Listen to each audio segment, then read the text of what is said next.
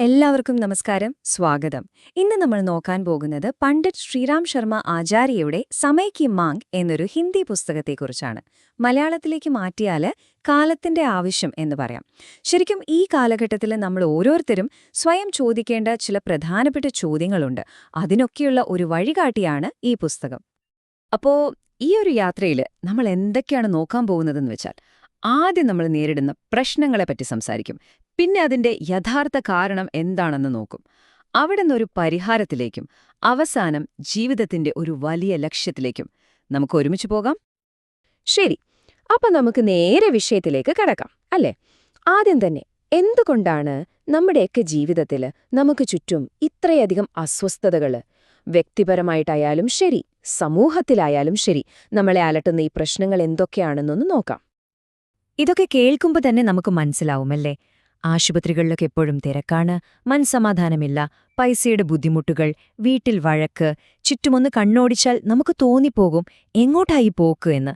ശരിക്കും ഒരു തുഴയുമില്ലാത്ത വഞ്ചിയില് ഒഴുക്കിൽപ്പെട്ടതുപോലെ ഒരവസ്ഥ.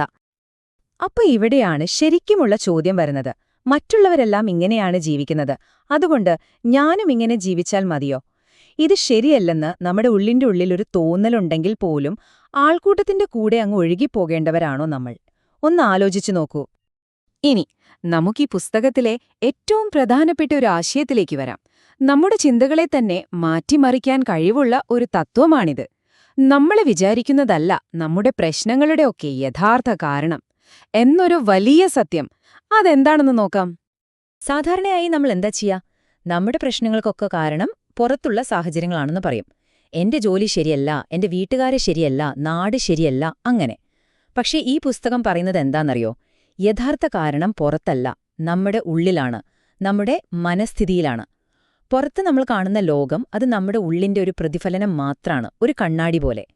ചുരുക്കി പറഞ്ഞാൽ, നമ്മളെ രോഗലക്ഷണത്തെയാണ് യഥാർത്ഥ രോഗമെന്ന് തെറ്റിദ്ധരിക്കുന്നത്. ഇവിടെയാണ് ആ ഗംഭീരമായ ആശയം വരുന്നത്. ഹം ബദലേംഗെ യുഗ് ബദലേഗ. അതായത്, നമ്മൾ മാറിയാൽ ഈ യുഗം മാറും. എന്തൊരു ശക്തമായ വാചകമാണല്ലേ! ലോകം മാറാൻ വേണ്ടി നമ്മൾ കാത്തിരിക്കേണ്ട ഒരു കാര്യവുമില്ല. നമ്മൾ ഓരോരുത്തരും സ്വയം മാറാൻ തുടങ്ങിയാൽ മതി. ആ ചെറിയ ചെറിയ മാറ്റങ്ങൾ ചേർന്നാണ് ഒരു വലിയ യുഗപരിവർത്തനമുണ്ടാവുന്നത്. ഓക്കെ, അപ്പോ മാറ്റം നമ്മളിൽ നിന്നാണ് തുടങ്ങേണ്ടതെന്ന് മനസ്സിലായി. പക്ഷേ അതെങ്ങനെ ചെയ്യും? വെറുതെ മാറിയാ മതിയെന്ന് വിചാരിച്ചാൽ മതിയോ? പോരല്ലോ. അതിന് കൃത്യമായ നമുക്ക് ചെയ്യാൻ പറ്റുന്ന ചില വഴികളുണ്ട്. അതാണിനി നമ്മൾ നോക്കാൻ പോകുന്നത്. ഈ മാറ്റത്തിലേക്കുള്ള വഴിക്ക് 3 പ്രധാന തൂണുകളുണ്ട്. 1. സ്വയം മാറുക. നമ്മുടെ ജീവിതത്തില് ഒരു ചിട്ടയും ലാളിത്യവുമൊക്കെ കൊണ്ടുവരിക. 2. സമൂഹത്തെ സേവിക്കുക. നമുക്കുള്ള കഴിവ്, സമയം, അറിവ് ഇതൊക്കെ മറ്റുള്ളവരുടെ നന്മയ്ക്കായി ഉപയോഗിക്കുക. 3. തിന്മയോട് പോരാടുക. നമ്മുടെ ഉള്ളിലുള്ള ചീത്ത ചിന്തകളോടും സമൂഹത്തിലുള്ള തെറ്റായ കാര്യങ്ങളോടും ധൈര്യമായിട്ട് പോരാടുക. ഈ വലിയ കാര്യങ്ങളൊക്കെ കേൾക്കുമ്പോൾ ചിലപ്പോൾ നമുക്ക് തോന്നും ഇതൊക്കെ നടക്കുമോ എന്ന്. പക്ഷേ ഇതിലെ ഏറ്റവും നല്ല കാര്യം എന്താണെന്ന് വെച്ചാൽ, ഇതൊക്കെ നമുക്ക് ചെയ്യാൻ പറ്റുന്ന ചെറിയ ചെറിയ ശീലങ്ങളായിട്ടാണ് പറഞ്ഞു തരുന്നത്. നോക്കൂ, ഒരു ഡയറി എഴുതുക, സമയം വെറുതെ കളയാതിരിക്കുക, എല്ലാവരോടും മര്യാദയായി പെരുമാറുക. ഇതൊക്കെ ചെയ്യാൻ പറ്റുന്ന കാര്യങ്ങളല്ലേ? ഈ ചെറിയ ശീലങ്ങൾ നമ്മൾ എന്നും ചെയ്യുമ്പോൾ അത് നമ്മളിൽ വലിയ മാറ്റങ്ങളുണ്ടാക്കും. പക്ഷേ ഈ മാറ്റം അത്ര എളുപ്പമുള്ള കാര്യമല്ല. കാരണം നമ്മളെ മുന്നോട്ടു പോകാൻ സമ്മതിക്കാതെ പിടിച്ചുവലിക്കുന്ന 3 വലിയ ശത്രുക്കൾ നമ്മുടെ ഉള്ളിൽ തന്നെയുണ്ട്. അവരെ നമ്മൾ ആദ്യം തിരിച്ചറിയണം, എന്നിട്ട് അവരെ തോൽപ്പിക്കണം. അല്ലാതെ മുന്നോട്ടു പോകാൻ പറ്റില്ല. അതിൽ ഒന്നാമത്തെ ശത്രുവാണ് വാസന. എന്താണീ വാസന? സിമ്പിളായി പറഞ്ഞാൽ, തീരാത്ത ആഗ്രഹങ്ങൾ. യഥാർത്ഥ സന്തോഷം തേടിപ്പോകാതെ കുറച്ചുനേരത്തേക്ക് കിട്ടുന്ന സുഖങ്ങൾക്ക് പിന്നാലെ ഓടുന്നത്. ഉദാഹരണത്തിന്, മണിക്കൂറുകളോളം വെറുതെ സോഷ്യൽ മീഡിയ നോക്കിയിരിക്കുന്നത്. നമ്മുടെ പ്രധാന ലക്ഷ്യത്തിൽ നിന്ന് നമ്മളെ മാറ്റി നിർത്തുന്ന എന്തും ഈ വാസനയുടെ ഭാഗമാണ്. രണ്ടാമത്തെ ശത്രു തൃഷ്ണയാണ്. എന്നുവെച്ചാൽ അത്യാഗ്രഹം. എത്ര കിട്ടിയാലും മതിയാവില്ല എന്നൊരു തോന്നൽ. ഇനിയും വേണം, ഇനിയും വേണം. പണമായാലും സാധനങ്ങളായാലും പ്രശസ്തിയായാലും. ഈ ഓട്ടപ്പാച്ചിലിനിടയിൽ കയ്യിലുള്ളത് വെച്ച് സന്തോഷിക്കാൻ നമ്മൾ മറന്നുപോകും. ഇനിയും വേണം എന്ന ചിന്തയുടെ ഒരു കെണിയിൽ നമ്മൾ പെട്ടുപോകും. ഇനി 3. കൂട്ടത്തിലേറ്റവും അപകടകാരിയുമായ ശത്രു അഹങ്കാരം. നമ്മുടെയൊക്കെ ഈഗോ, ഞാൻ എന്ന ഭാവം, ഞാനാണ് ഏറ്റവും വലിയവൻ, എനിക്കാണ് എല്ലാം വേണ്ടത് എന്നൊക്കെയുള്ള ചിന്ത. ഇതിനെ ഒരു മതയാനയോടാണ് പുസ്തകത്തിൽ താരതമ്യം ചെയ്യുന്നത്. കാരണം അഹങ്കാരം കൂടിയാൽ അത് നമ്മളെ തന്നെ നശിപ്പിക്കും, നമ്മുടെ ചുറ്റുമുള്ളവരെയും നശിപ്പിക്കും.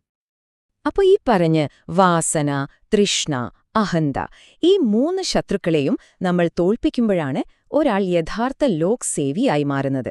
ലോക് സേവി എന്ന് പറഞ്ഞാൽ ജനങ്ങളെ സേവിക്കുന്നയാൾ. ഇത് രാഷ്ട്രീയക്കാരെ മാത്രം ഉദ്ദേശിച്ചല്ല കേട്ടോ. സമൂഹത്തിനു വേണ്ടി എന്തെങ്കിലും ഒരു നല്ല കാര്യം ചെയ്യുന്ന ആരും ഒരു ലോക് സേവിയാണ്. ഈ വ്യത്യാസം നോക്കിയാൽ നമുക്കത് കൃത്യമായി മനസ്സിലാവും. ഒരു യഥാർത്ഥ സേവകൻ എപ്പോഴും വിനയത്തോടെ പ്രവർത്തിക്കും. പക്ഷെ അഹങ്കാരിയോ? അയാൾക്ക് പേരും പ്രശസ്തിയുമാണ് വലുത്. ഒരാൾ സ്വന്തം ജീവിതം കൊണ്ട് മാതൃകയാകും, മറ്റൊരാൾ വലിയ വലിയ പ്രസംഗങ്ങൾ നടത്തും. ഒരു വഴി നമ്മളെ യഥാർത്ഥ സന്തോഷത്തിലേക്കും സമാധാനത്തിലേക്കും കൊണ്ടുപോകുമ്പോൾ മറ്റേ വഴി എപ്പോഴും അസംതൃപ്തിയിലേക്കും പ്രശ്നങ്ങളിലേക്കുമാണ് എത്തിക്കുക. അതുകൊണ്ട് നമ്മൾ ഓർക്കേണ്ട പ്രധാന കാര്യം ഇതാണ്: നമ്മൾ പറയുന്ന വാക്കുകളേക്കാൾ എത്രയോ ഉറക്കെയാണ് നമ്മുടെ സ്വഭാവം സംസാരിക്കുന്നത്. ഒരാൾക്ക് യഥാർത്ഥത്തിൽ മറ്റൊരാളെ സ്വാധീനിക്കാൻ കഴിയുന്നത് അവരുടെ ജീവിതം കൊണ്ടാണ്, വാക്കുകൾ കൊണ്ടല്ല. മാറ്റം വരേണ്ടത് പ്രവൃത്തിയിലാണ്, പ്രസംഗത്തിലല്ല. ശരി, അപ്പൊ നമ്മുടെ ഉള്ളിലുള്ള ഈ ശത്രുക്കളെയൊക്കെ മാറ്റി മറ്റുള്ളവരെ സഹായിച്ച് നമ്മൾ ജീവിക്കുമ്പോൾ നമ്മൾ എങ്ങോട്ടാണ് പോകുന്നത്? എന്താണ് ശരിക്കും മനുഷ്യജീവിതത്തിന്റെ ലക്ഷ്യം? നമുക്കതിന്റെ ഉത്തരത്തിലേക്ക് വരാം. നമ്മുടെ അവസാന ഭാഗമാണിത്. വളരെ ലളിതവും എന്നാൽ അതിമനോഹരവുമായ ഒരൊറ്റ ലക്ഷ്യമാണ് പുസ്തകം മുന്നോട്ട് വയ്ക്കുന്നത്. ഒന്ന് സങ്കൽപ്പിച്ചു നോക്കൂ. ഈ ലോകം ദൈവമുണ്ടാക്കിയ ഒരു വലിയ പൂന്തോട്ടമാണ്. ആ പൂന്തോട്ടം കൂടുതൽ ഭംഗിയുള്ളതാക്കി മാറ്റാൻ സഹായിക്കുക. അതാണ് നമ്മുടെയെല്ലാം ജീവിതത്തിന്റെ ലക്ഷ്യം. നമ്മളും ഈ സൃഷ്ടിയുടെ ഒരു ഭാഗമാവുകയാണ്. ഈയൊരു ചിന്ത നമ്മുടെ വിജയത്തെക്കുറിച്ചുള്ള കാഴ്ചപ്പാട് തന്നെ മാറ്റും. നമുക്ക് കിട്ടുന്ന കഴിവുകളില്ലേ, അത് പണമാവാം, ബുദ്ധിയാവാം, മറ്റെന്തെങ്കിലും കഴിവാവാം, അതൊന്നും നമുക്ക് വേണ്ടി മാത്രം അടിച്ചുപൊളിക്കാനുള്ളതല്ല. അത് മറ്റുള്ളവരുടെ ജീവിതം മെച്ചപ്പെടുത്താൻ ഉപയോഗിക്കാനുള്ള ദൈവം തന്ന സമ്മാനങ്ങളാണ്. നമ്മൾ എത്രത്തോളം നേടുന്നു എന്നതിലല്ല കാര്യം, നമ്മൾ എന്ത് തിരികെ നൽകുന്നു എന്നതിലാണ് ജീവിതത്തിന്റെ യഥാർത്ഥ അർത്ഥം. ഇതാണ് ഈ പുസ്തകത്തിന്റെ ഏറ്റവും പ്രധാനപ്പെട്ട സന്ദേശം. നമുക്കുവേണ്ടി മാത്രം ജീവിക്കാതെ മറ്റുള്ളവർക്ക് വേണ്ടി ഒരു ഉപകരണം പോലെ പ്രവർത്തിക്കുക. അതുതന്നെയാണ് യഥാർത്ഥ ആത്മീയത.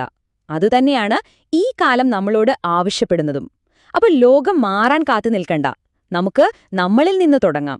കാരണം നമ്മൾ മാറുമ്പോൾ ഈ ലോകം തന്നെ മാറും. അപ്പോൾ എന്റെ ചോദ്യം ഇതാണ്: ഈ നിമിഷം മുതൽ നിങ്ങളിൽ എന്ത് മാറ്റം കൊണ്ടുവരാനാണ് നിങ്ങൾ തീരുമാനിക്കുന്നത്?